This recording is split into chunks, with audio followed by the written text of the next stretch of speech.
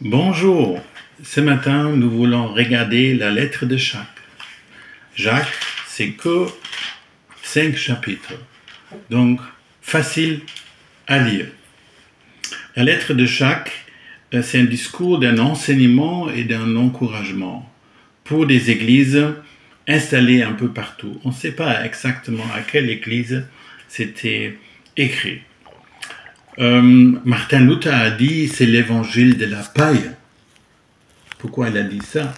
Il pensait qu'il n'y avait pas assez de grâce dans ces lettres, trop d'actions, trop de choses à faire. Mais moi je trouve bien, parce que Jacques nous donne des exemples comment vivre comme chrétien. Nous voulons aller ce matin dans chapitre 1. Je vais commencer avec le verset 13. Quand quelqu'un a envie de faire le mal, il ne doit pas dire « c'est Dieu qui me pousse au mal ». Dieu ne peut pas avoir envie de faire le mal et il ne pousse personne au mal. Chacun est poussé au mal par son désir mauvais qui l'attire et qui l'entraîne. Et quand on laisse faire ce désir, il donne naissance au péché. Puis quand le péché a grandi, il donne naissance à la mort. Donc c'est la question, est-ce que Dieu peut pousser dans le mal? Non, il ne peut pas. Est-ce que ça existe que quelqu'un dit, mais Dieu m'a dit? Non, Dieu t'a dit, mais Dieu ne peut pas dire des choses qui sont contraires aux 10 commandements. Et le désir, c'est comme quelque chose qui est en nous, mais il faut le traiter comme des mauvaises herbes et se repentir et traiter encore les mauvaises herbes. Il ne faut pas se laisser aller, en guillemets. Donc, il traite bien cette source, la source de ce mal. Après, un peu plus loin, il y a vraiment plusieurs exemples sur comment vivre comme un chrétien.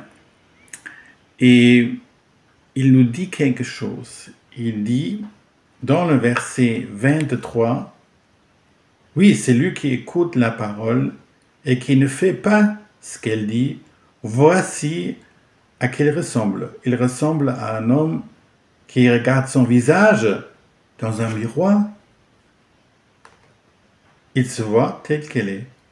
Il se regarde, puis il s'en va et l'oublie tout de suite comme il est. Au contraire, voici quelqu'un qui étudie avec attention la loi parfaite qui rend libre. Il reste attaché à cette loi. Il écoute la parole, il n'oublie pas et il fait ce qu'elle dit.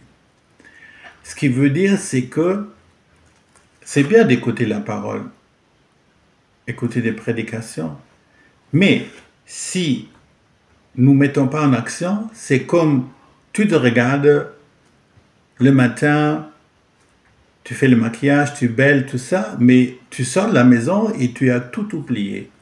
Et c'est comme ça, Jacques dit, n'oubliez pas, mettez en action.